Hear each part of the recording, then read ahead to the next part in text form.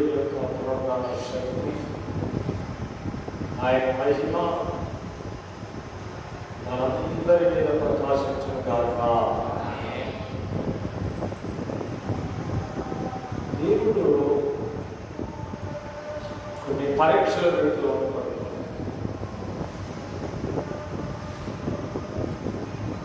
పిల్లలు కూడా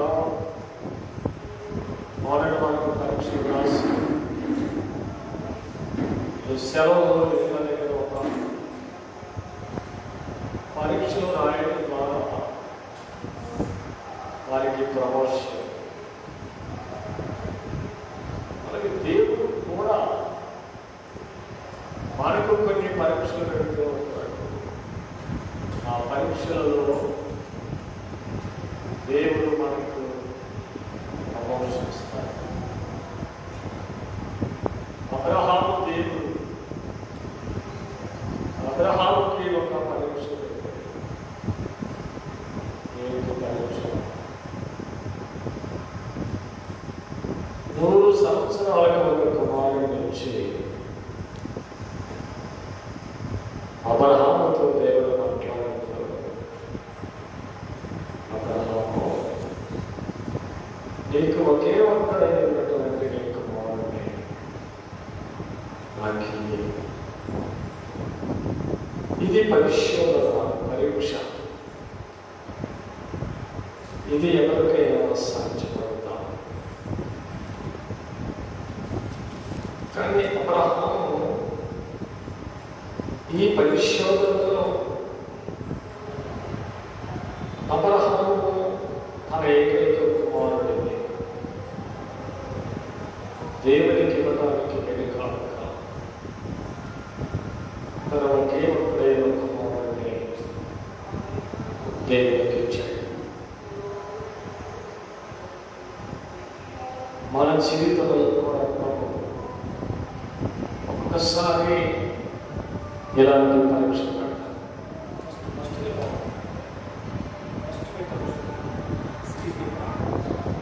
ప్రభువు మన ఏడలో కూడా కొన్ని పరీక్షలు పెడుతూ ఉంటాడు.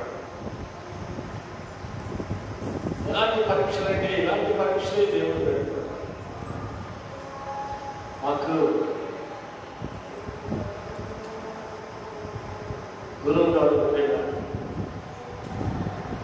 గురుగారి సంఘంలో రెడ్డిగుంటలో ఒక ఆమె ఉండేవారు. ఆమెకు దేవుడిచ్చిన వరం ఏంటంటే రక్తంలో నుండి రక్తం వస్తుంది. చాలా మంది కన్నులారా నేను చూశాను. అది చూడనప్పుడు అది ఎట్లా వస్తుంది, అది నమ్మదగిన విషయం అనుకునేవారు. ఇలాగ ఆమె ప్రత్యేకంగా ఒక సాధన వేసేవారు. చుట్టూ ప్రజలు కూర్చునేవారు. ఆ ధ్యానంలో ఉన్నప్పుడు ప్రక్కల నుండి రక్తపు బొట్లు వచ్చి మనవాడి గురించి ఆమెను చూశాను.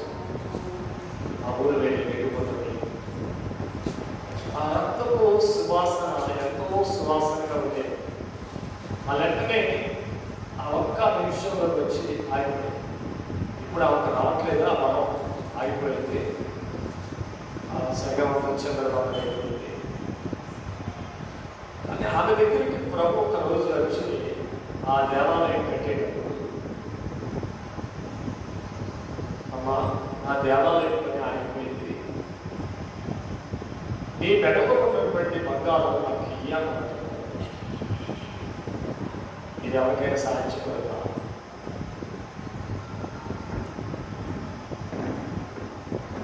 ఇది సాధ్యపడినటువంటి విషయం. రెండవది, ఒకవేళ దేవుడే నాతో మాట్లాడి ఈ మందిరం కట్టడానికి బంగారం ఏమన్నాడంటే అనేక మంది అనాలోచనగా నిజంగా దర్శించుకున్నా దేవుడు మాట్లాడట.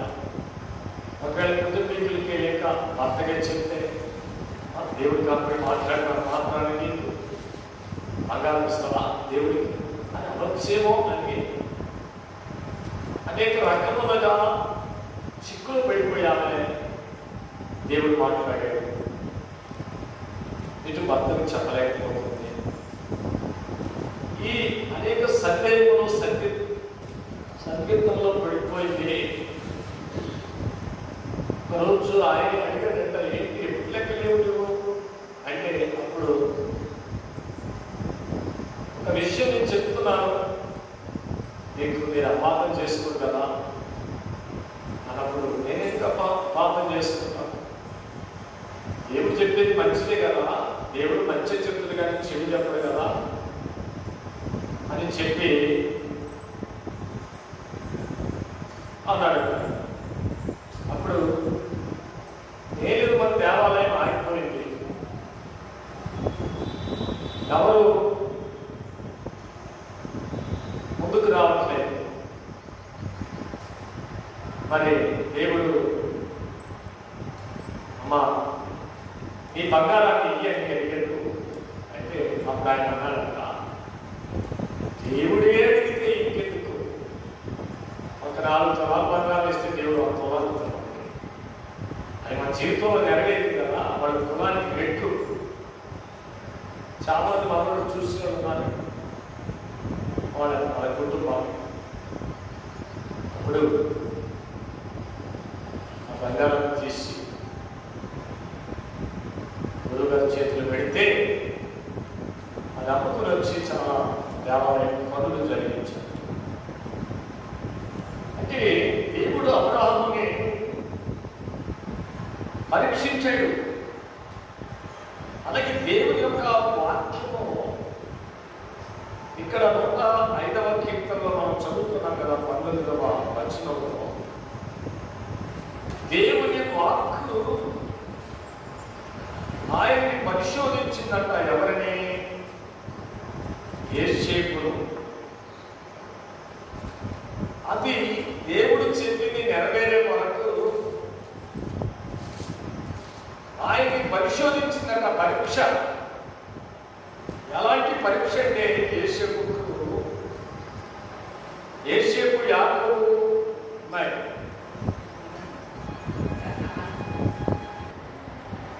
అనుకున్నాము కుమారుడు ఎక్కువగా ప్రేమించినటువంటి యాకోబు ప్రేమించినటువంటి రాహేలు కుమారుడు యోసేపు. యోసేపు చాలా సుందరుడు, రాహేలు కూడా చాలా సౌందర్యవంతురాలు. వృద్ధాప్యంలో పుట్టిన కుమారుడు కనుక యాకోబు ఎక్కువగా ప్రేమించాడు. యాకోబుని ప్రేమించడానికి కారణాలు చాలా ఉన్నాయి. అతడు యథార్థవంతుడు, చెడుతనమును అసలు వచ్చేవాడు కాదు, చెడును విసర్జించినటువంటి వాడు. తన జీవితాంతం కూడా తన పవిత్రతను కాపాడుకోగలడు, పరిశుద్ధతను కాపాడుకోగలడు. ఎక్కడ కూడా ఆయన తృప్తిలో లేదు, ఎక్కడ పడిపోలేదు, ఎక్కడ క్రీడిపోలేదు కూడా. ఓటలో పడినా క్రీడిపోలేదు, జైలుకు వెళ్ళినా యేసేపుగానే ఉన్నాడు. కానీ ఎక్కడిగా కూడా యేసేపు క్రీడిపోలేదు. అందుకే యేసేపునట తన తండ్రి ఎక్కువగా ప్రేమించి విచిత్రమైనటువంటి వస్త్రాన్ని కుట్టించాడట యేసేపు. యేసేపులో ఇన్ని లక్షణాలు ఉండటానికి కారణం యేసేపు చిన్ననాటి నుండి తన ఘటాన్ని కాపాడుతున్నాడు. పౌలు భక్తులు దశలోనికి రాసినటువంటి పత్రికలో 3వ అధ్యాయంలో మొదటి పత్రికలో బహుశా 3వ వచనం నుండి మనం చదువుకుంటాం. ఆ దైవ చెడు పలుకుతున్నటువంటి పలుకులు చూస్తున్నాం. చదవండి.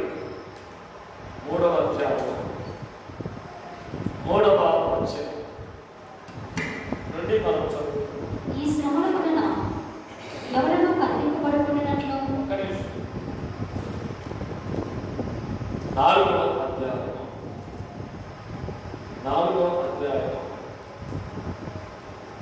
3వ వచనం నుంచి చదువు, లేక 4వ వచనం నుంచి చదువు.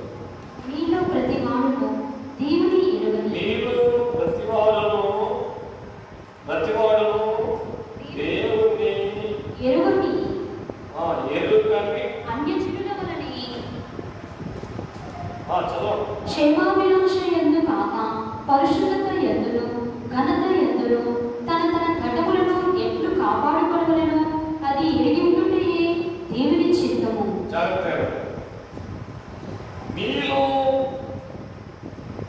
ప్రతివాడును దేవుని ఎరగనటువంటి అన్యజనుల వారే వారి వలె మీరు కాకుండానట్లు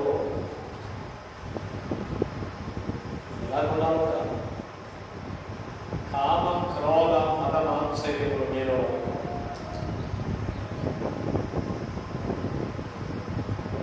దేవుడు నమ్ముకున్న వాళ్ళు ఎంతో మందికి పాడే చెడిపోయి సంఘాలను చెడిపేసే వాళ్ళు చాలా మంది, విశ్వాసాన్ని చెడిపేవారు చాలా మంది ఉన్నారు, భక్తిని చెడిపేసేవారు చాలా మంది ఉన్నారు. అందుకే ఆ కాలంలో అలాంటి వాళ్ళు ఉన్నారు కనుకనే ఈ భక్తులైనటువంటి వారు ఆయన అంటున్నాడు, అన్యజనుల వలె మీరు కామ అభిలాష యందు కాక పరిశుద్ధత యందును ఘనత యందును తన ఘటమును ఎట్లు కాపాడుకొనవలెనో అది ఎరుగు ఇటుటే దేవుని చిత్తం ఏంటంటే ఈ ఘటాన్ని, ఈ మట్టి ఘటాన్ని, ఈ మానవ ఘటాన్ని నీవు పరిశుద్ధత యందు కాపాడుకోవటమే. అప్పుడు దేవునికి ఘనత, దేవుని నీవు కనపరచగలుగుతావు. అలాగే యేసేపు కూడా తన ఘటాన్ని, తన పరిశుద్ధతను ఎలా కాపాడుకున్నాడు? పాపము దగ్గరికి వచ్చిన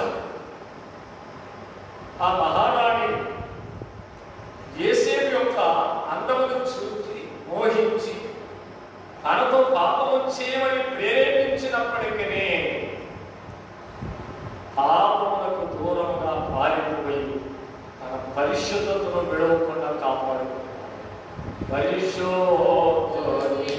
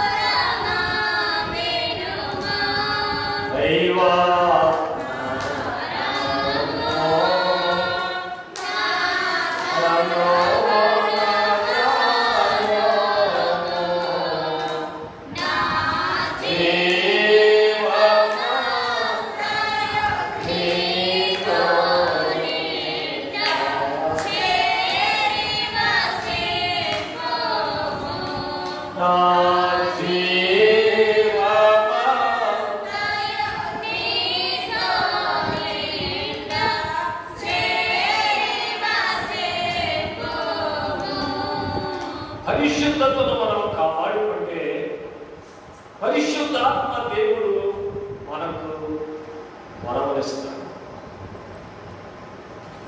ఆయన పరిశుద్ధతని కాపాడుకున్నాడు కనుకనే దేవుడు ఆయనకు కలిగిన గొప్ప గొప్ప దర్శనములు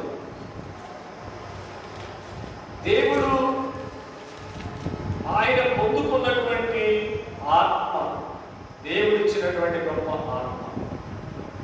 ఇలాంటి దైవాత్మ కలిగినటువంటి మనుషులను మనము కనుగొనగలమా అని ఫారో రాజు కాలంలో ఇతను గొప్ప దర్శనముల యొక్క కళల యొక్క భావాన్ని తెలియజెప్పేటువంటి గొప్ప ఆత్మ పూర్ణుడై ఉన్నాడు. మనం ఎప్పుడైతే పరిశుద్ధత కలిగి ఉంటామో దేవుడు మనకు వరాలిస్తాడు. అయినా సరే ఆయనకు దేవుడు రాజుగా చేస్తానని ఒక కళ చూపించినటువంటి కళ నెరవేరక ముందు ఆయనకు వచ్చినటువంటి పరిశ్రమ అనలైనటువంటి వారు 10 మంది దోతాంలో గొర్రెలు కాస్తున్నప్పుడు తన తండ్రి ఆహారం నుంచి తన తల్లి తన అన్నలకు ఆహారం మోసుకొని వెళ్ళుచున్నప్పుడు కలలు కనేవాడు వస్తూ ఉన్నాడు. మన గుడ్డంతా మన చెడంతా మన తండ్రికి తెలియచేసేవాడు వస్తూ ఉన్నాడు. ఇప్పుడు ఇతనిని గొంటలో వేస్తే ఇతని కాలమేమో అని వారు కపటముతో ఆలోచిస్తూ ఉన్నారు. ఏ కపటము లేకుండా అన్నలైనటువంటి వారికి భోజనము పెట్టాలని ఆ భోజనం నెత్తి మీద మోసుకొని వెళుతూ ఉన్నారు. ఆ అన్నం తీసుకున్నారు, శుభ్రంగా తిని తన తమ్ముడైనటువంటి యేసేపును గొంతులో వేస్తారు. గొంతులో వేస్తే అతని క్యాప్ బయటికి వినపడదు, అతన్ని ఎవరు బయటికి తీయడానికి ఆస్కారం కూడా ఉండదు, మన అరుపులు కేకలు కూడా వినపడవు. అలాంటి గుంటలో యేసేపును వేస్తే అన్నయ్య యోధ యేసేపు కొరకు విజ్ఞాపన చేశాడు. మన తమ్ముని యొక్క రక్తము మన మీదకి వస్తుంది, అపరాధం ఆ శాపం మన మీద ఉన్నది కనుక మన తమ్ముడిని పైకి తీసి వేస్తున్నాం. దేవుని ప్రియులారా, గుంటలో వేసినటువంటి యేసేపు కొరకు యోధా విజ్ఞాపన చేసినట్లుగా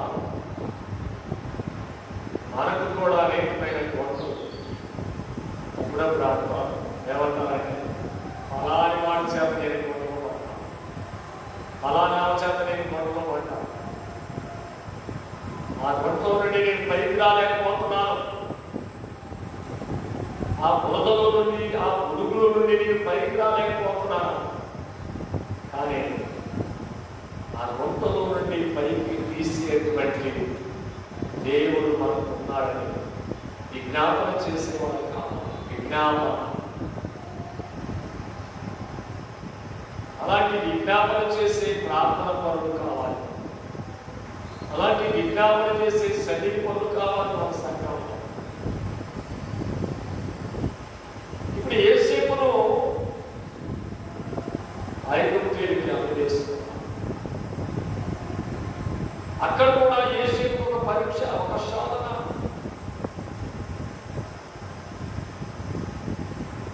ఆ తల్లి లాంటి యొక్క ఆ ఫరో రాజు యొక్క లేక మహారాణి ద్వారా భయంకరమైనటువంటి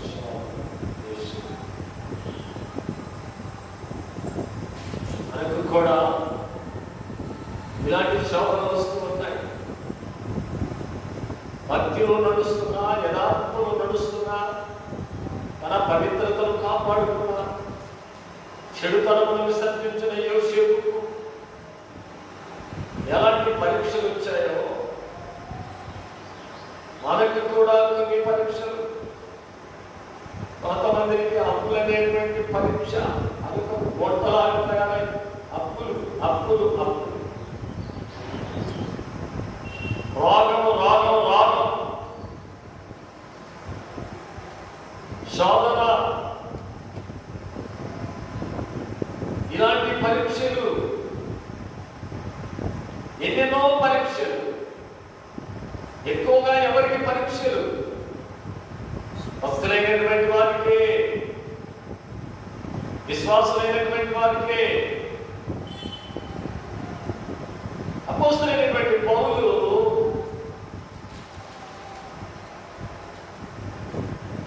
తిమోతి పత్రికకు రాస్తూ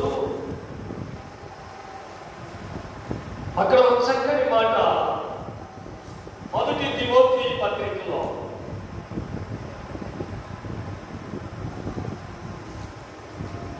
3వ అధ్యాయం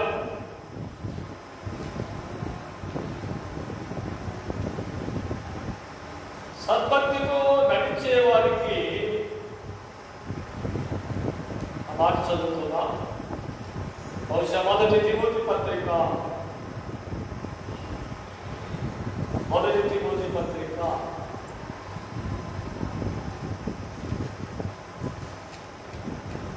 రెండవ తిమోతి పత్రిక ఒకసారి చదువు. క్రీస్తు యేసునందు సద్భక్తి బ్రతుకు నిర్దేశించు. అలాంటి భక్తి, మంచి భక్తి, సద్భక్తి అనగా మంచి భక్తి, కళంకవలేని భక్తి. బ్రతకడానికి ఉద్దేశము కలిగినటువంటి వారి కట శ్రమలు వస్తాయి. శ్రమలు ఎవరి వరకు రావు. ఏసేపు ఎవరి ద్వారా వచ్చి అలా ఇంటి వారి ద్వారా శ్రమలు, ఎవరి ద్వారా కాదు శ్రమలు. అలాగే భక్తితో నడిచే వారి కట శ్రమలు వస్తాయి. కానీ ఈ శ్రమలలో యేసేపు తన పరిశుద్ధతను కాపాడుకున్నాడు. అందుకే యేసేపు దేవుడు పొట్టల నుండి బయటికి తీసి ఎక్కడ కూర్చోబెట్టాడంటే సింహాసనం మీద.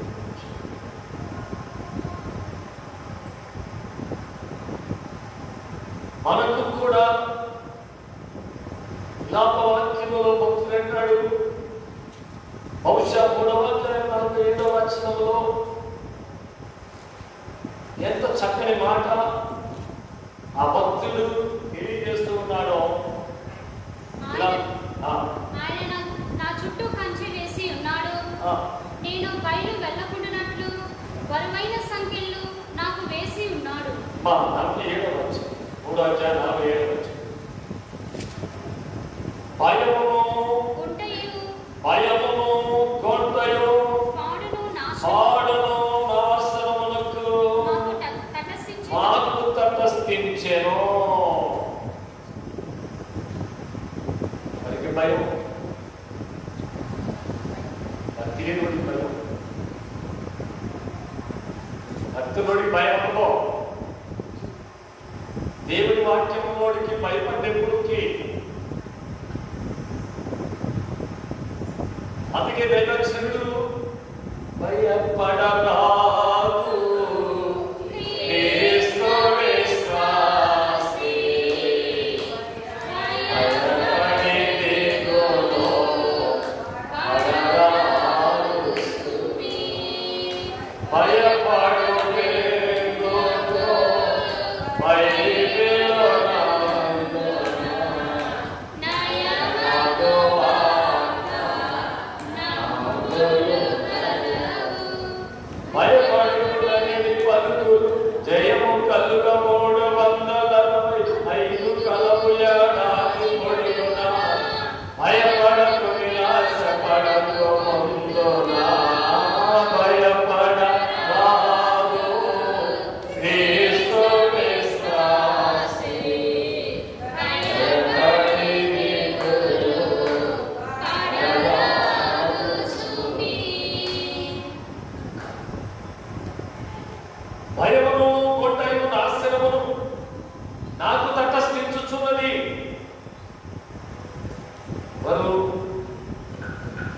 ఈ మాట మాట్లాడగలవంటే అవిశ్వాసం. దుస్తులు, దేవునిని వెలగనటువంటి వారు. మహారాజు అంటాడు, దుష్టుడు ఎవరు తరమకుండానే భయం. కనుక యథార్థముగా చెడుని విసర్జించి తన పరిశుద్ధతలో కాపాడుకున్నటువంటి యేసేపుని గొంతలో నుండి పైకి తీసినట్లుగా దేవుడు మనలను కూడా నేనంటాను. ఒకవేళ కొంతమందికి ఏ గుంట లేదేమో కానీ పాపం అనే గుంట ప్రతి వారిని ఏదిస్తుంది. ఆ పాపం అనే గుంటలో నుండి పైకి లేవనెత్తేటువంటి దేవుడు అనుకున్నాడు. దేవుడికి స్తోత్రం. రెండవదిగా మనం చూసినట్లయితే దేవుడు గండముల నుండి ఆయన విమోచించే దేవుడు. ఇశ్రాయేలీయులకు ఐగుప్తు దేశంలో భయంకరమైనటువంటి శ్రమలు, గండములు. ఆ గండముల నుండి దేవుడు మనల్ని తప్పించినటువంటి వారికి ఎన్ని గండములు ఈ రోజున దేవుడు నీకు చేసినటువంటి తప్పించినటువంటి గండములను నేను జ్ఞాపకం చేసుకుంటున్నావా? ఇక్కడ సాక్ష్యం చెప్తారు, నాకు పాము కాటేసింది, దేవుడు నన్ను బ్రతికించు. కరెంటు వైరు పట్టుకున్నాను, దేవుడు నన్ను బ్రతికించు.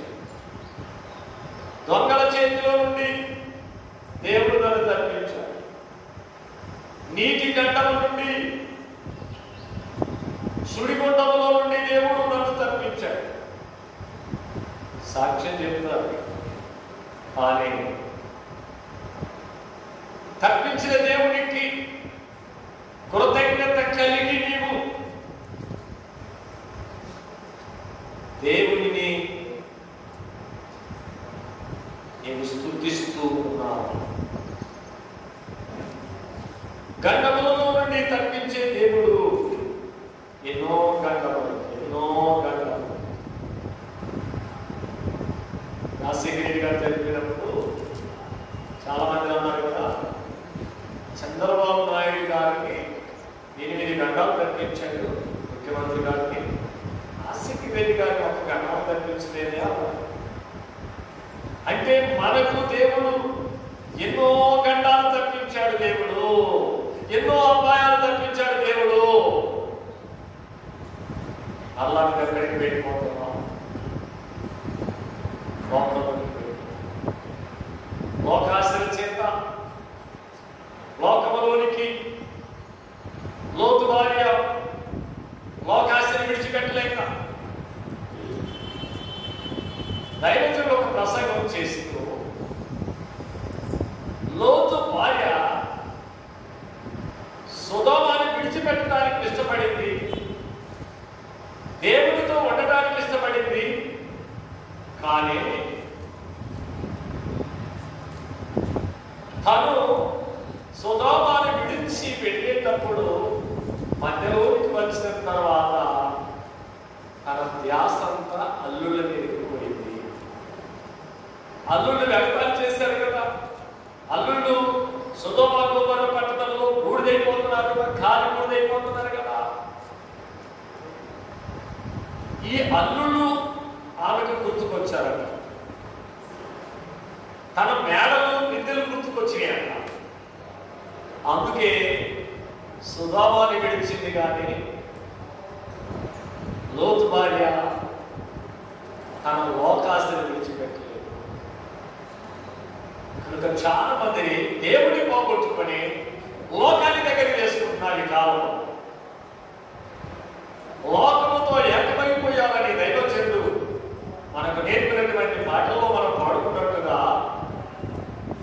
దేవుడిని ప్రక్క పెట్టి లోకముతో ఏకమైపోయారన్న ఆ దేవుడు మన దేవుడు. ఇశ్రాయేలీయులను గండమ నుంచి తప్పించిన దేవుడు మన గండముల నుండి మనలను కాపాడే దేవుడు. మూడవదిగా గుండముల నుండి కాపాడే దేవుడు. గుండాలు, చిడిగుండాలు, అగ్ని గుండాలు ఇది దేవుడి వాక్యంలో చూసినట్లయితే నెబుకద్నెజరు కాలంలో వలసపోయినటువంటి వారు ముగ్గురు బాలులైనటువంటి వారు, వారు జ్ఞానులు, వారు విద్యావంతులు, వారు పరిశుద్ధులు, బానిస బ్రతుకులో బ్రతికినప్పటికీ పాపం అంటకుండా జీవిస్తున్నటువంటి పవిత్రత జీవితము కలిగినటువంటి వారు. అలాంటి పవిత్రత పరిశుద్ధత కలిగి ఆ నెబుకద్నెజరు కాలంలో యథార్థముగా నమ్మకముగా ఆయన రాజ్యములో పరిచయించున్నటువంటి ఈ ముగ్గురు బాలులకి ఒక గండము లేక ఒక గుండము. ఆ గుండమే ఏ గుండము? అగ్ని గుండం. ఏంటి అగ్ని గుండం? ఒక రాజు విగ్రహాన్ని చేసి ఆ విగ్రహాన్ని ఒక మైదానంలో నిలబెట్టి ఎవరైతే ఆ విగ్రహానికి నమస్కారం చేయరో ఆ దేశంలో ఉన్న వారందరూ కూడా ఆ వాయిద్యాలు వినబడినప్పుడు, ఆ దండోర వేసినప్పుడు, ఆ విపంచక, ఆ వీణ, ఆ వాయిద్యాలు వినబడినప్పుడు అందరూ కూడా ఆ రాజు చేయించిన ప్రతిమకు నమస్కారం చేయాలి. ఒకవేళ ఎవరైనా నమస్కారం చేయకపోతే ఆ వారిని అగ్ని గుండములో వేయాలి. ఈ పని వారు చేయగలరా? నీ దేవుడైన యెహోవా తప్ప నీకు వేరొక దేవుడు ఉండకూడదు. ఆకాశం అంతే కానీ, ఆకాశము కింద భూమి మీద కానీ, భూమి కింద నీడలో కానీ దేవుడు చేసినటువంటి హస్తకృత్యములకు నీవు దేనికి నమస్కారము చెయ్యకూడదు. నీ పూర్ణాత్మతోనూ, నీ పూర్ణ మనస్సుతోనూ, నీ పూర్ణ ప్రేమతోనూ ఆరాధింపాలి. దేవుడిని ఆరాధించాలి. దేవుడు ఆత్మ ఉన్నాడు కనుక ఆత్మతోనూ సత్యముతోనూ దేవుడిని ఆరాధించాలి. ఈ పని వారు చేయగలరా? వారు చేయగలరు. వారికి కూడా వారికి వచ్చినటువంటి అగ్ని గుండాలు వస్తూ ఉంటాయి, చుడి గుండాలు వస్తూ ఉంటాయి, చుడి గుండాలు, కనపడని గుండాలు, అనేకమైనటువంటి అపనిందలు మన మీద పడుతూ ఉంటాయి. ధ్యానం చేసేవారు, కీడు చేసేవారు, కపటము పన్నేవారు మన మీద ఎంతో మంది ఉంటుంటారు. కుటుంబాలను చీట్ చేసేవారు, తల్లిదండ్రుల మాట వినకుండా చేసేవారు.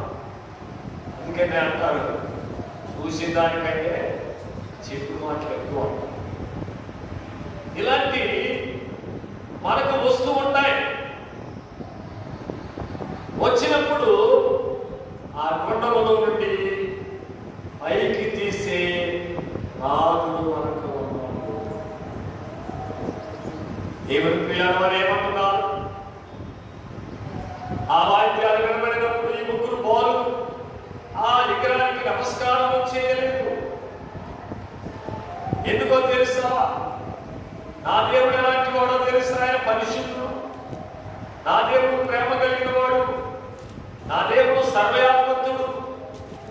ఆయన ఒక్కడే పరిశుద్ధుడు. అలాంటి దేవునికి నీవు నమస్కారం చేయకుండా దేవుడు చేసినటువంటి హస్తకృత్యాలకు లేక మానవుని యొక్క కల్పితాలకు మేము నమస్కారం చేయము. రాజా, ఒకవేళ వారి దేవుడు మమ్మల్ని రక్షించగలడు. ఒకవేళ రక్షించకపోయినా మేము ఆ విగ్రహానికి ఏం చేయము? నమస్కారం చేయము. మా చేతులతో ఆ పాపము మేము చేయము. అప్పుడు రాజుని కోపం వచ్చి 7 అంతలు అగ్ని ఏం చేశాడు? అగ్నిగుండాన్ని మనుష్యుడైనటువంటి వారిని తీసుకుని వెళ్ళి ఆ అగ్నిగుండంలో పడవేసినప్పుడు అగ్నిలో పడవేసే వారు కాలిపోయారు, కానీ అగ్నిలో పడినటువంటి వారు అగ్నివాసన అనంతకోణ అబద్ధిగోయుతో ఉన్న దేవా, అగ్నివాసన అనంతకోణ అబద్ధిగోయో ఉన్న దేవా, దానియేలును సింహపు బోనులో, దానియేలును సింహపు బోనులో, వేయి పగలు నీ పద సేవ. అమ్మా కనీసం పుస్తకం ఉంటుంది ఆ పాట.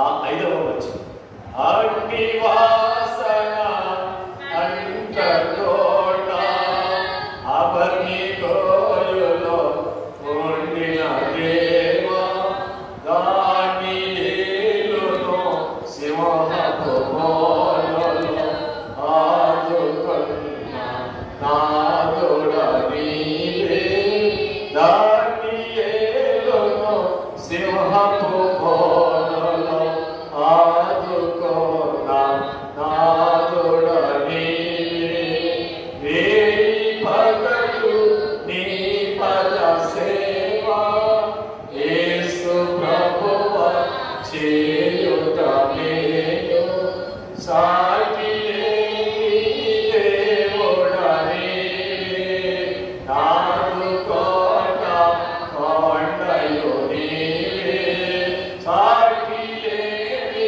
దేవుడా నీవే, నాదు కోట కొండయు నీవే. అగ్నివాసన కూడా అంటకుండా కాపాడిన దేవుడు, దానియేలును సింహపు బోనులో నుండి ఆదుకున్న దేవుడు.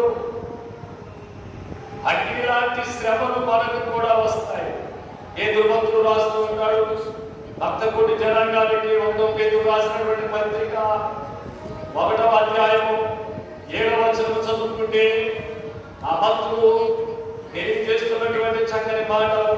1 పేతురు పత్రిక 1వ అధ్యాయం 7వ వచనంలో, మలినము పట్టిన మైలపడిన మట్టి పట్టినటువంటి సువర్ణము, చదువు, నశించిపోవు సువర్ణము, నశించిపోవచ్చున్న సువర్ణము అగ్ని పరీక్షల వలన శుద్ధపరచబడుచున్నది కదా, దానికంటే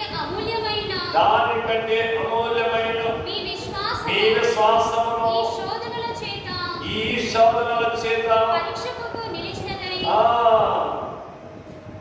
చూచవా, మట్టి పట్టినటువంటి బంగారము సువర్ణమనగా బంగారము అగ్నితో ఎలాగో పరీక్ష చేసి దానికి మెరుగు పెడతారో.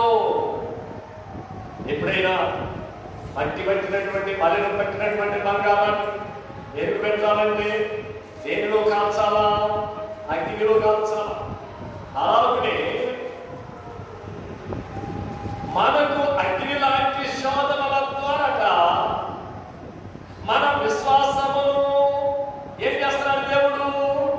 అమ్మా, మన విశ్వాసాన్ని ఏం చేస్తున్నాడు అక్కడ? మళ్ళీ చదువు. ఈ శోధనల చేత పరీక్షకు నిలిచినదే. ఈ శోధనల చేత మనము నిలిచిన వారమై యేసుక్రీస్తు ప్రత్యక్షమైనప్పుడు, ఆయన మనకు ప్రత్యక్షమైనప్పుడు మీకు మొక్కుయు మహిమయు ఏంటట? మెచ్చుకోవటము, మహిమయు ఘనతయు దేవునికి స్తోత్రం. ఆయన ఎదుట మనము నిలబడినప్పుడట దేవుడు మనల్ని మెచ్చుకుంటాడట. ఎప్పుడు? ఈ శ్రమలో, ఈ శోధనలో మనము నిలబడినప్పుడు. ఆశీర్వాదం పొందాడు. మానవుడు శ్రమలో పొందకైవా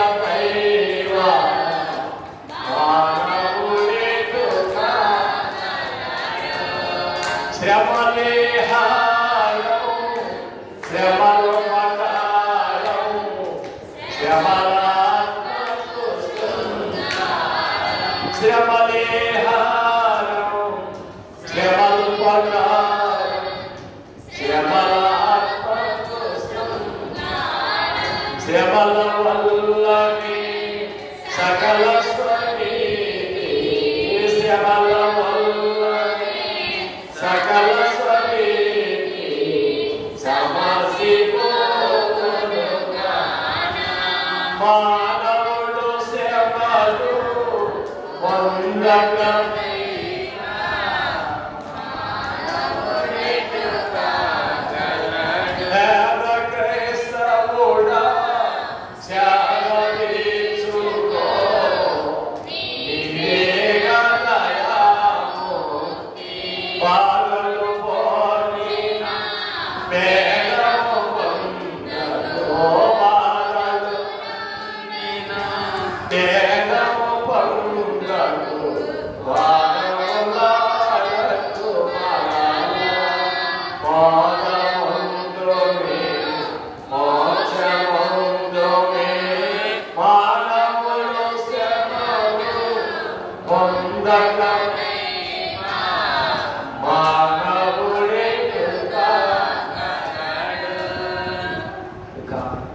శ్రమలు మనకి హారాలు.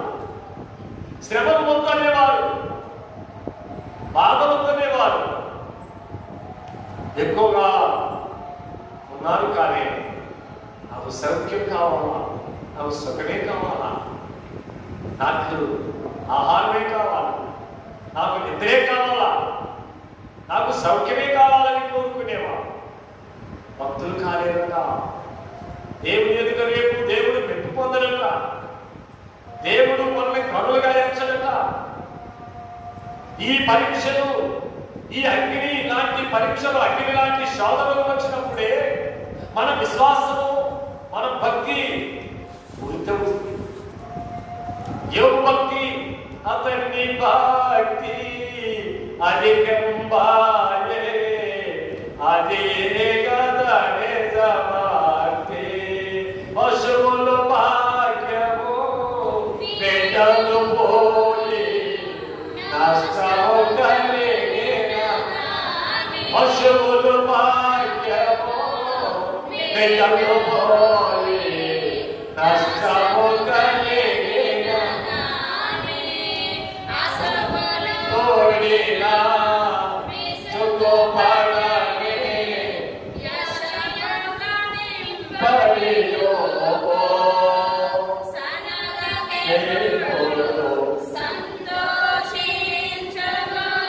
మానవుడు శ్రమలు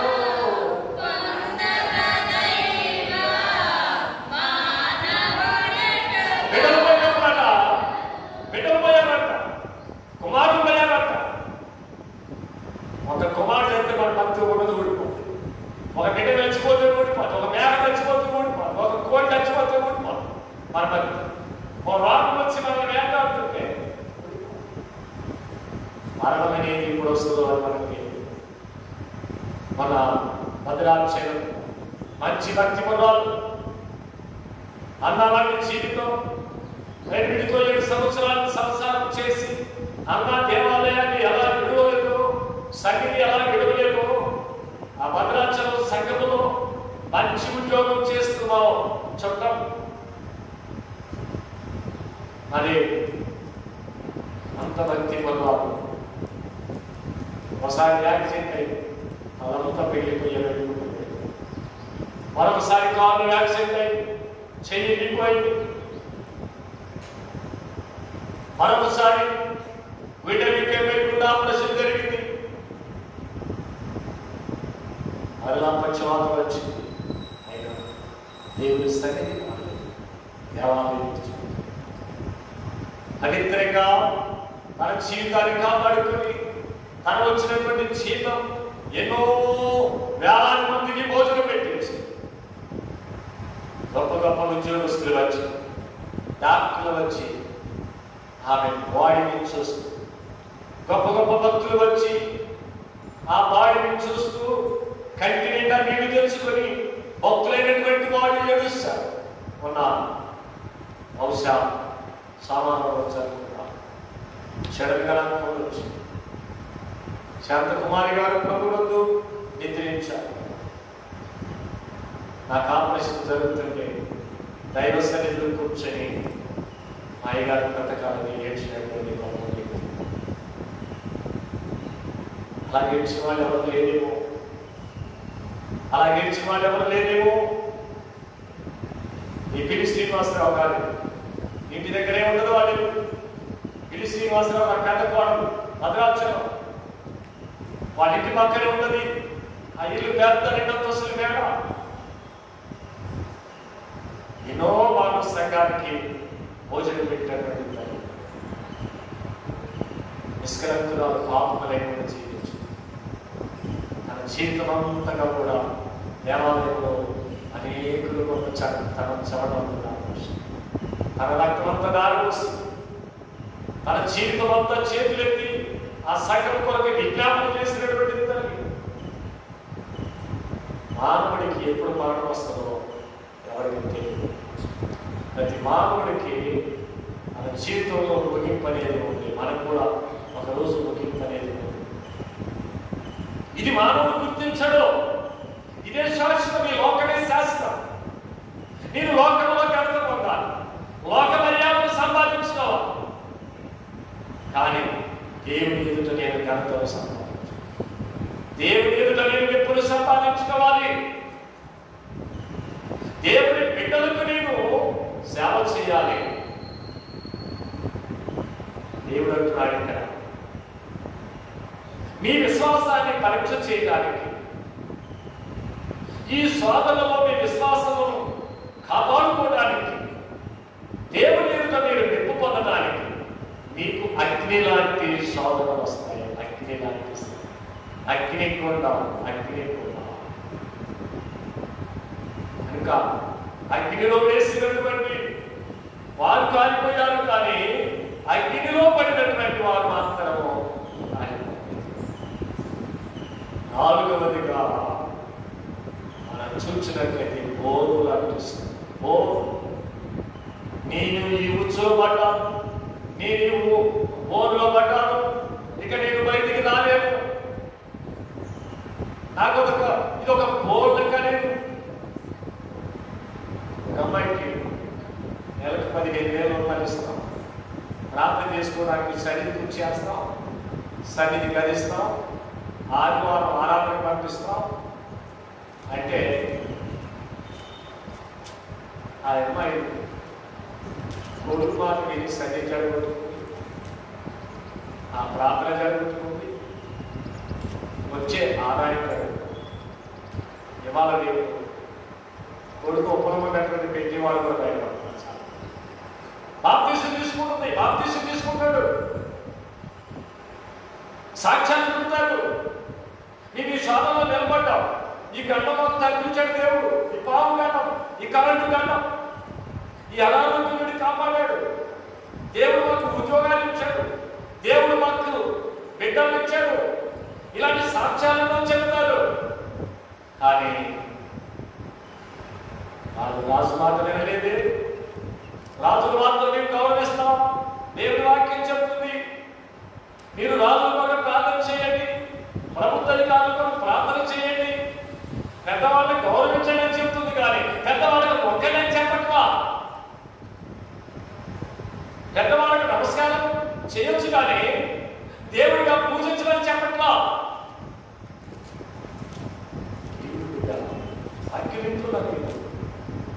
ఏ బోనులో ఉన్నావో ఆ బోను ఆయనకి దేని వల్ల వచ్చిందో తెలుసా మీకు? ఆయన చాలా యథార్థపరుడు, దేవుడికి ఇష్టమైనటువంటి వాడు, దైవ జ్ఞానము కలిగినటువంటి వాడు.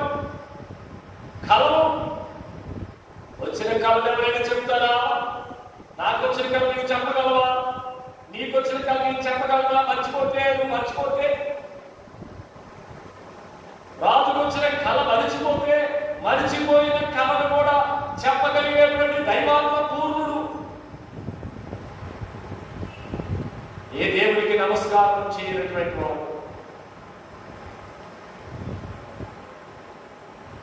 30 దినములు కూడా ఏ దేవుడికి నమస్కారం చేయకూడదు, ఏ దేవుడికి ప్రార్థన చేయకూడదు. ఒకవేళ ఎవరైనా ఏ దేవుడికైనా ప్రార్థన చేస్తే, ఏ దేవుడికైనా నమస్కారం చేస్తే వారిని ఎక్కడ వేయాలి? సింహాల బోర్లో వేయాలి. ఇలాంటి ఉచ్చులు కూడా మనకు వస్తాయి. ఒకవేళ భర్త నమ్ముకున్నాడు, భార్య నమ్ముకున్నాడు, భార్య ఏది ఇస్తూ ఉంటుంది, ఉచ్చులు పడేస్తాడు. నీకు భార్య ఎక్కువ, దేవుడు ఎక్కువ. ఒకవేళ భార్య నమ్ముకున్నది, భర్త నమ్ముకోలేదు. భర్త అంటాడు, నీవు గంగా స్నానాలు చేయడానికి రా, సినిమా చూద్దాంలా అంటారు. వాళ్ళ విశ్వాసాన్ని పాడు చేస్తారు. కొండ మీదకి రా, నీకు ఏదే భోజనం పెడతాం, తినకూడదు, తినవద్దులేదు, వేరే ఉండి పెడతావు నీకు. ఇలాగ నీకు భర్త మాట వినవా, దేవుడి మాట నీకు ఎక్కువ అని భక్తిని పాడు చేసేటువంటి ఉచ్చులు పెడతారు. బోనులు, అలాంటి బోనులు మనకు ఉంటాయి.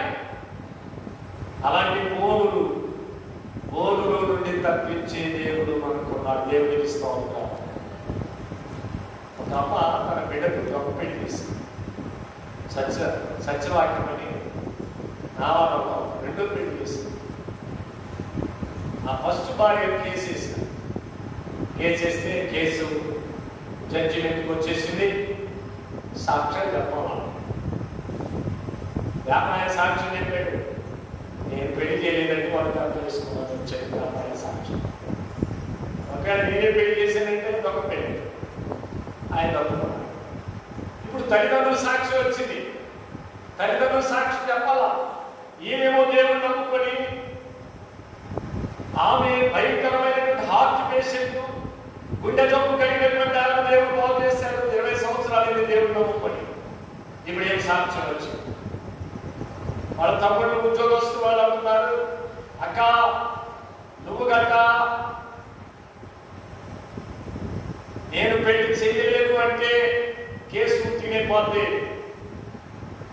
నా బిడ్డ ఇష్టాచారం తెలుసుకుందంటే కేసు తినేపోద్ది. నువ్వు మాత్రం ఆ ఫోన్లో ఎక్కినప్పుడు నా బిడ్డ పెళ్లి చేయలేదని అబద్ధం ఆడక్క. నా బిడ్డ సుఖం బ్రతికించాడు కదా, నేను ఎట్లా అబద్ధం ఆడను? నేను అబద్ధం ఆడను.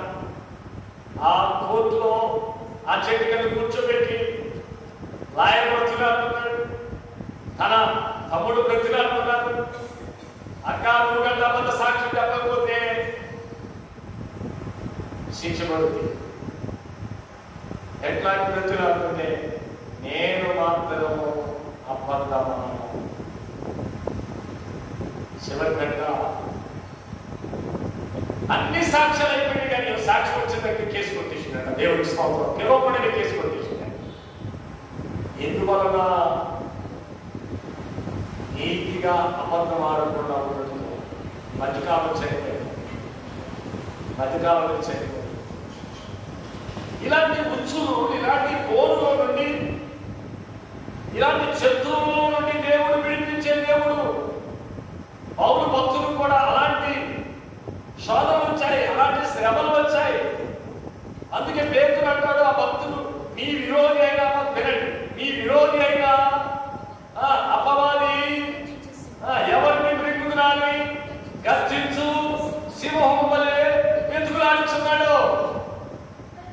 చూడండి, 2 తిమోతికి రాసినటువంటి పత్రిక 4వ అధ్యాయము 14వ వచనంలో చూసినట్లయితే ఆ భక్తునికి వచ్చినటువంటి శ్రమ, ఆ భక్తునికి వచ్చినటువంటి శోధన, ఆ భక్తునికి వచ్చినటువంటి కపటము కలిగినటువంటి వారు ఎలాంటి శోధన వచ్చిందో చదువుకున్నాం. 14వ వచనం చదవమా. 2వ తిమోతికి రాసినటువంటి పత్రిక 14వ వచనం 4వ వచనం చదవ. అలెగ్జాండర్ అనే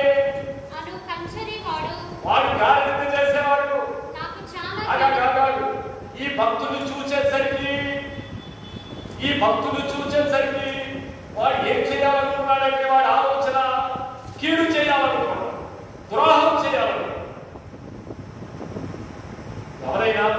కీడు చేయొచ్చా?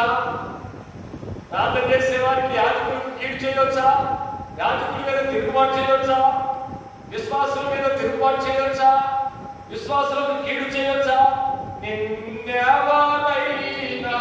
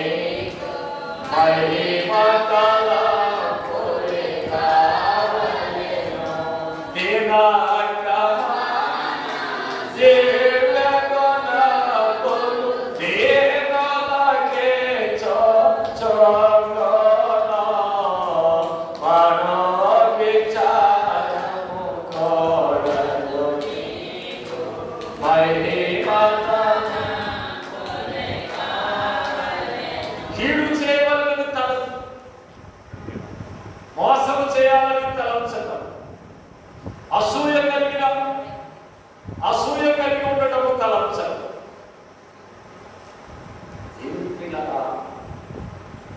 దేవుని బిడ్డకు ఒక అందమైన ఇల్లు ఇచ్చాడంటే నువ్వు మెచ్చుకోవాలా? ఒక బిడ్డ దేవుని బిడ్డలందరికీ బోధన పెడుతున్నాడు, నువ్వు మెచ్చుకోవాలా? దేవుని బిడ్డ ఒక మందిరం పడుతున్నాడంటే నీవు ఆనందపడాలా? దేవుని బిడ్డ పాట పాడుతుంది అంటే నాకు కూడా కావాలని కోరుకోవాలి. అనేకులకు అక్కడ ప్రార్థన చేస్తుందంటే మీరు కూడా అలాంటి ప్రార్థన చేసే వరంలా కావాలని కోరుకోవాలి. ఎందుకు అసూయ? ఎందుకు వాళ్ళ మీద కీడు కల్పించడం, అసూయ కలిగి ఉండటం?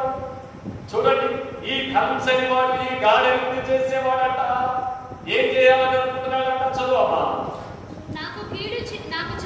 ఆ భక్తునికి కీడు చదవండి. అతడు చేసే కీడు చొప్పున ప్రతిఫలము గ్యారెంటీగా ఉంటుంది. ఎవరి మీద అసూయ కలిగి ఉన్నావా? ఎవరికైనా కీడు చేయాలనుకుంటున్నావా? ఎవరికైనా మోసం చేయాలనుకుంటున్నావా? అందుకే ప్రభు ప్రకటన గ్రంథములో ఆయన అంటాడు, కీడు చేసేవారిని కీడు చేయని, పాపము చేసేవారిని పాపము చేయని, పవిత్రంగా ఉండేవారిని పవిత్రంగా ఉండని, విశ్వాసిని విశ్వాసిగా ఉండని, పరిశుద్ధుడిని పరిశుద్ధుడిగానే ఉండలేము. వారి వారి క్రియల చొప్పున ప్రతి వారికి ఇచ్చు జీతము ఆయనలో ఉన్నది. దేవుడికి ఇస్తూ ఉంటాడు.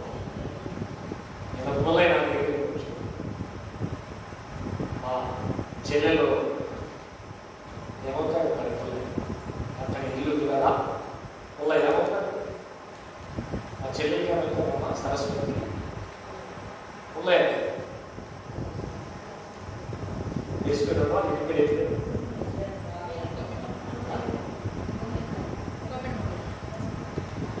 సరస్వతి పుల్లయ్య నాయకుడికి వచ్చి ఒక కాయకు రాసుకోవడానికి వచ్చాడు. అరే ఆయన ఆఫీస్ చదువుతున్నాడు చక్కని మా ఉద్యమంలో చక్కని ఉద్యోగం వచ్చింది. నెలకు వచ్చేసి 50,000 రూపాయలు, నెలకు వచ్చి 50,000 రూపాయలు. ఇంకో పరీక్ష రాసింది నాకు వచ్చింది. ఆ పరీక్షలో పాస్ అయితే నెలకు వచ్చేసి 1,40,000 రూపాయలు ఇస్తాను. 1,40,000 రూపాయలు ఇస్తాను. ఎంత చదువుగా మీ టెక్నాలజీ వచ్చింది. టీఆర్పీ ఆఫీసులో ఎంత కష్టపడ్డా ఉద్యోగం వచ్చింది. నువ్వు కష్టపడలేవు, నువ్వు చదివించలేవు, పెట్టావు, నీ భక్తులు పెంచలేవు, డబ్బు పెట్టలేవు. అసూయ కలిగి ఆ కనుత దేవుడు ఇచ్చాడు ఆయనకు. ఆయన వెళుతుంటేనే ఆయన చేతిలో పడినటువంటి ఖర్చు పడితే రోగులు బాగైపోతున్నారట. పౌలు వస్త్రములు రోగులను తగిలితే బాగైపోతున్నారంట. ఎందుకు నీకు అసూయ? ఎందుకు నీవు కీడు కల్పించాలని ప్రయత్నం చేస్తున్నావు? గాలించేవాడు కంచెనగాడు.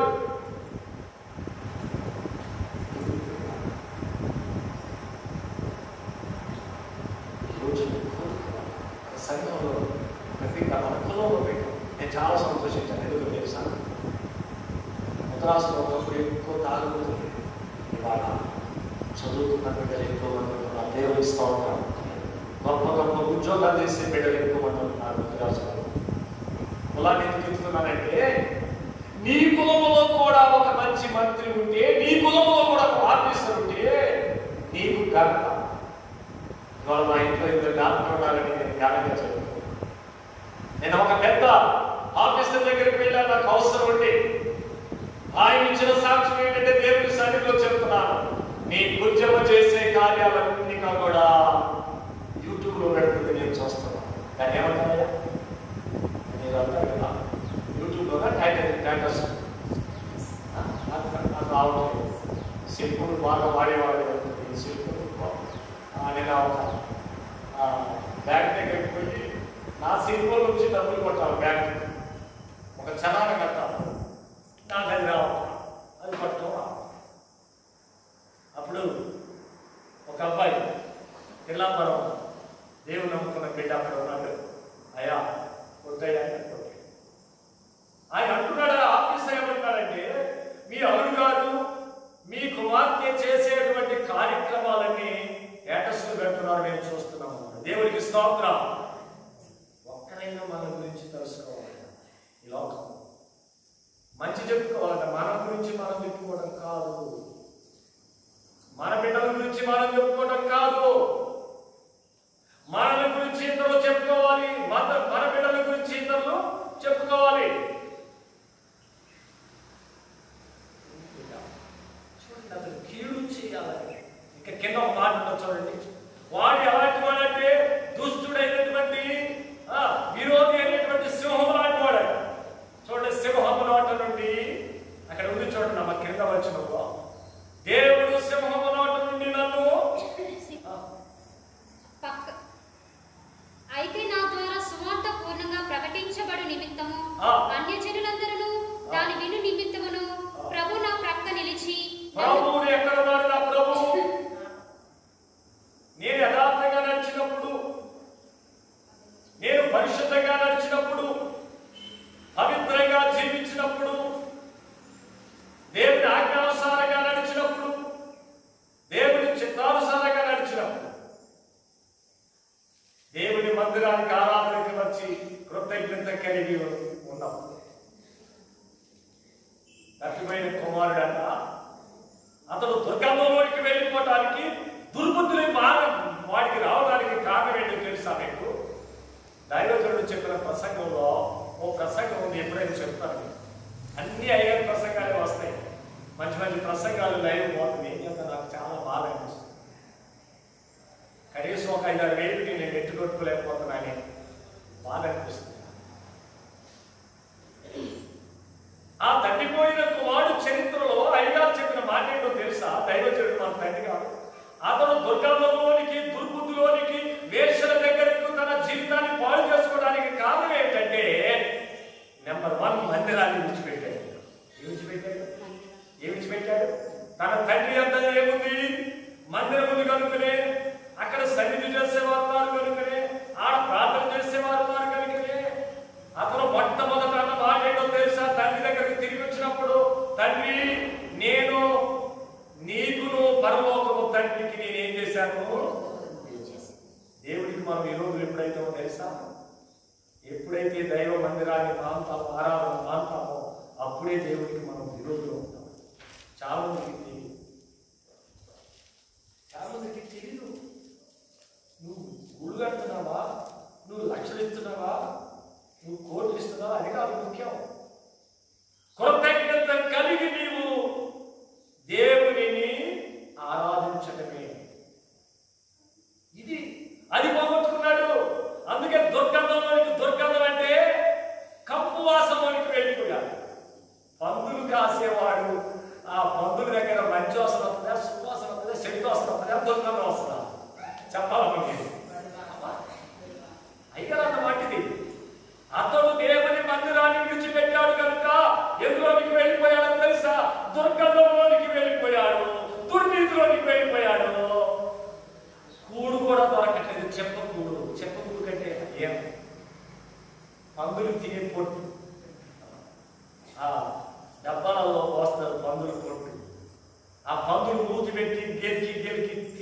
మిగిలిపోయినటువంటి కొద్ది కట్టినాడు.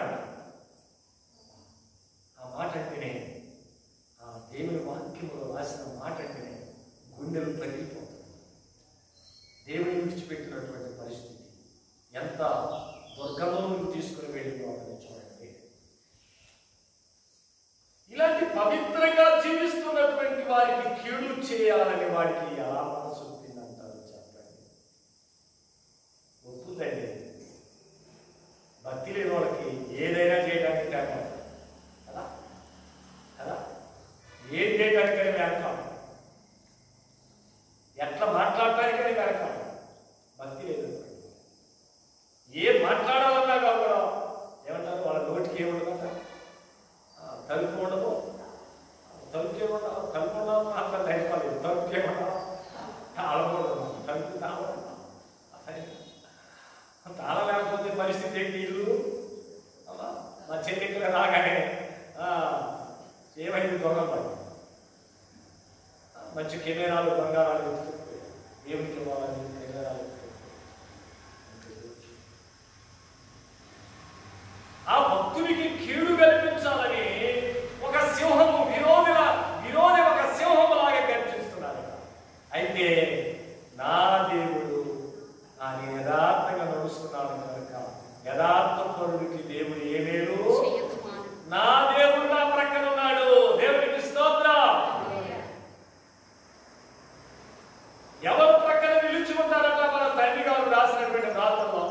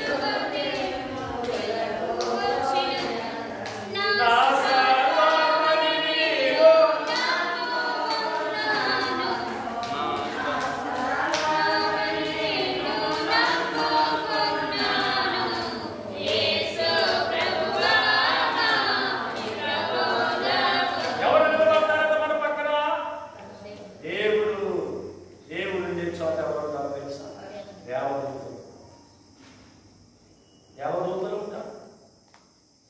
ఇవాళ ఒక అమ్మ సాక్ష్యం చెప్పింది.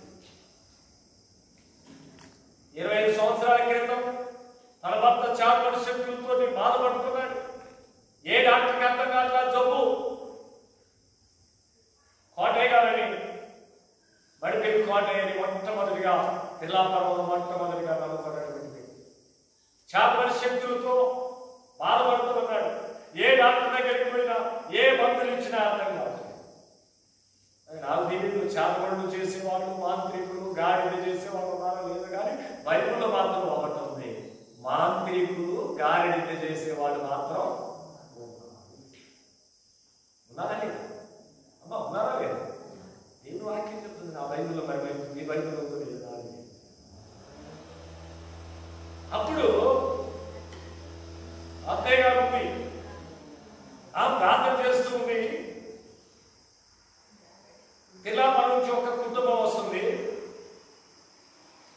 ఈయన తీసుకుని వచ్చాడు. కొంతకాలము తన భర్త బ్రతకాలని, ఏ డాక్టర్ దగ్గర జబ్బర్థం కావట్లేదు, నా భర్త చనిపోతే ఎట్లా, నా పిల్లలు ఇంకా ఒక్కళ్ళు కూడా పెళ్లి కాలేదు, 4 పిల్లలు అనాథులు అయిపోయేటట్టుంది, ఇంట్లో ఎక్కువగా కష్టపడి పనిచేసే ఆయన ఒక్కడే, నేను ఆరోగ్యం లేని మనిషిని వేదంతో ప్రార్థన చేసుకుంటున్నాడు. వేదంతో ప్రార్థన చేసుకుంటుంటే నవ్వొచ్చారంట పక్కన నిలబడి ఒకే ఒక్క మాట చెప్పారు, ఒకే ఒక్క మాట కట్టుబడి, అమ్మా వాళ్ళు చెప్పింది 25 సంవత్సరాలు వాళ్ళు చెప్పింది ఆ సార్ నేను సాక్ష్యాలు చెప్పమంటే కొంతమందిని దేవుడు చేసిన ఉపకారం చెప్పమంటే ఉపకారం చెప్పరు, అపకారం చెప్తారు.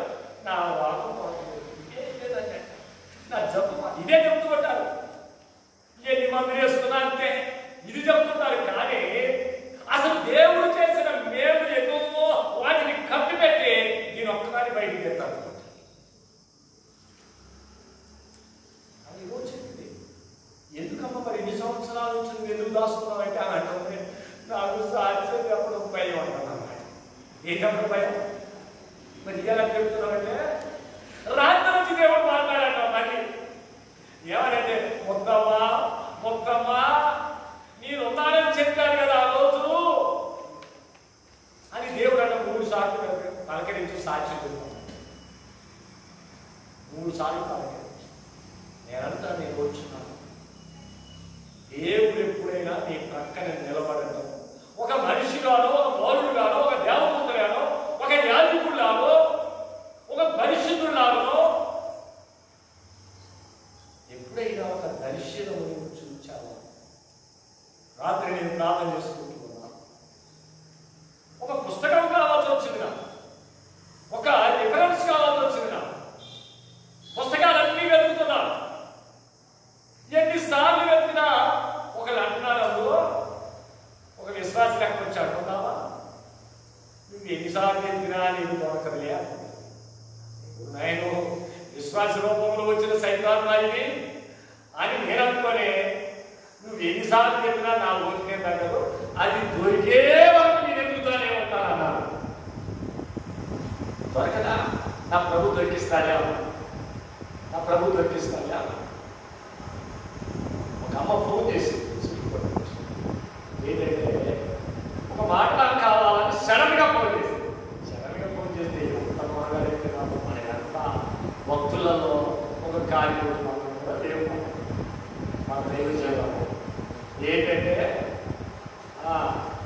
ఈ రాళ్ళ వలన దేవుడు పిల్లలను పుట్టించగలడనే మాట కాదు. వాళ్ళు ఇశ్రాయేలీయులైనటువంటి వారట యోర్దాను నది దగ్గరికి వచ్చి బాప్తిసం పొందడానికి వెనకాడుతున్నారు. ఈయన ప్రవక్త లేక దేవుడి చేత పంపబడినవాడా కాడా అనే అనుమానాలు చాలా మందికి అనుమానాలు పెరిగిపోతారు. చాలా మంది అసలు దేవుడు ఉన్నాడనే ప్రయత్నం అనేది, దేవుడు నాకు కార్యం చేస్తారని కొంతమందికి నమ్మకం, నా బిడ్డ కార్యం చేస్తారు, నా కొడుకు కార్యం చేస్తారని నమ్మకం. వాళ్ళు అభివృద్ధి ఆ ఆచారాలు పట్టుకుని ఆడుతున్నారు తప్ప ఈ ఆచారంలో తీసుకురాడు వాళ్ళు.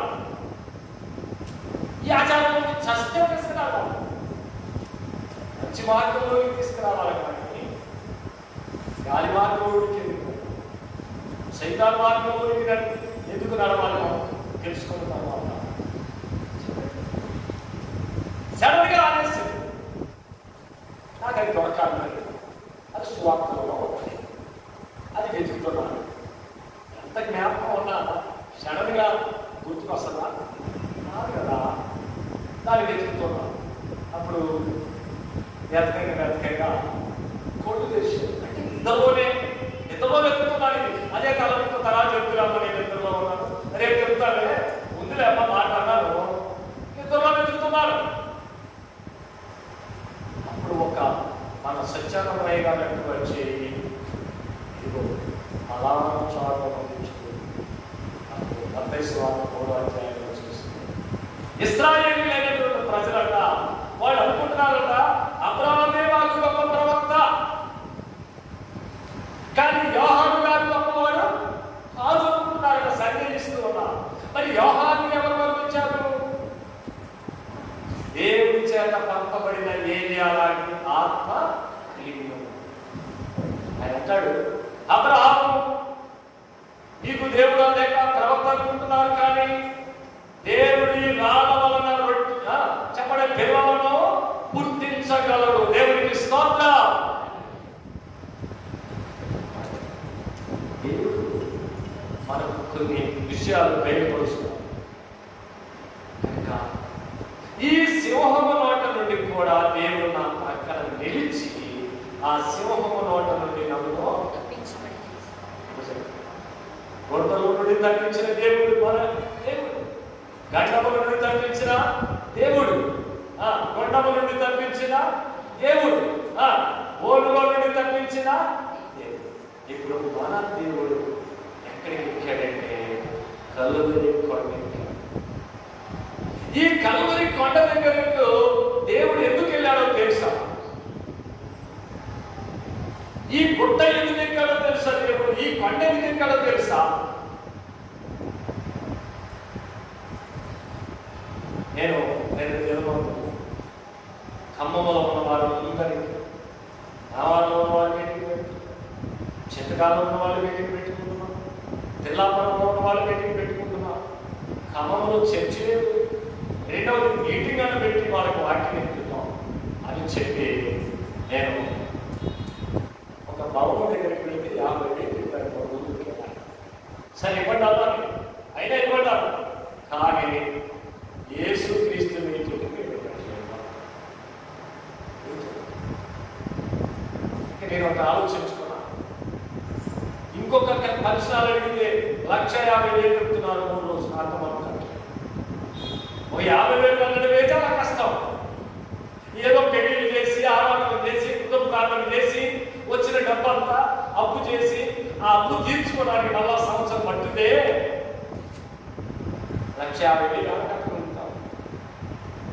ఒకప్పుడు ప్రతి శనివారం చక్కగా 10 మంది వచ్చినా, స్వస్థాలకు 5 మంది వచ్చినా, 20 మంది వచ్చినా, కొద్ది మంది వచ్చినా, ఎక్కువ మంది వచ్చినా చక్కగా 2వ శనివారం తృప్తి దేరా భోజనం చేసుకుంటున్నారు. ఈ డబ్బులు, ఆ మీటింగ్ పెట్టి డబ్బులు జూన్ నెలలు అమ్మగారి జ్ఞాపకార్థం కనుక అమ్మగారిని కలుసుకొని, పెద్దమ్మగారిని కలుసుకొని, నీతిమంతులు జ్ఞాపకం చేసుకుంటా ఆశీర్వాదం కనుక ప్రతి శనివారం ఇక్కడ 2వ శనివారం ఒక్కడు వచ్చినా, 7 వచ్చినా, 3 వచ్చినా, 10 మంది వచ్చినా, పిల్లల కొరకు వస్తున్నారా, ఉద్యోగం కొరకు వస్తున్నారా, చదువుల కొరకు వస్తున్నారా, ఆరోగ్యం కొరకు వస్తున్నారా, దేని కొరకు వస్తారో దేవుడిని విడిచిపెట్టకుండా. ఎన్ని సంవత్సరాలు ఉందంటే దేవుడిని విడిచిపెట్టకుండా అన్నా 84 సంవత్సరాలు ప్రార్థన చేసుకుంటూనే. అందుకనే ఎవరిని చూడగలిగింది? ఆ దేవపుత్రుడిని చూడగలిగింది, ఆ దేవపుత్రుడిని ఒడిలో ఎత్తుకోగలిగింది. కనుక 2వ శనివారం ప్రార్థన స్టార్ట్ చేసుకుంటాలి అని ఒక నిర్ణయానికి వచ్చారు. రాత్రి ఏం చేయాలని ఆలోచించి దేవుడగా మనం ఒక మంచి కార్యం చేస్తే దానికి దేవుడు ఏం చేస్తాడంట? సపోర్ట్ చేస్తాడు. ఇంత మీటింగ్లు పెడుతున్నామంటే ఇక్కడ ఒక 2 దశ భాగాలు నీళ్ళు పట్టే కదా.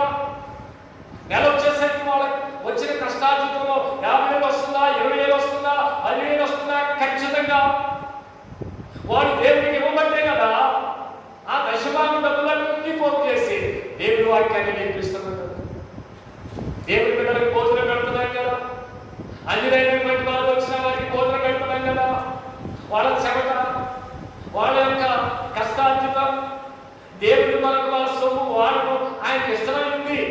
కొంతమంది సొమ్ము మాత్రం దేవుడికి ఇష్టం లేదా, మా సొమ్ము మాత్రం అనుకుంటారు. చాలా అది మనం ఇస్తే కదా దశభాగం, ఆయన అడుగుతుంది మనం ఇస్తే కదా. పట్టణం అమ్మాయి ఇస్తే మనం సాక్ష్యం చెప్పి నీకు ఉంటాను. దేవునికి గట్టిగా దొక్కిందంట బస్తా, మొదటి బస్తా, వెనకాల బస్తా. అదే తమ్ముడు ఎప్పుడు పోయాడు.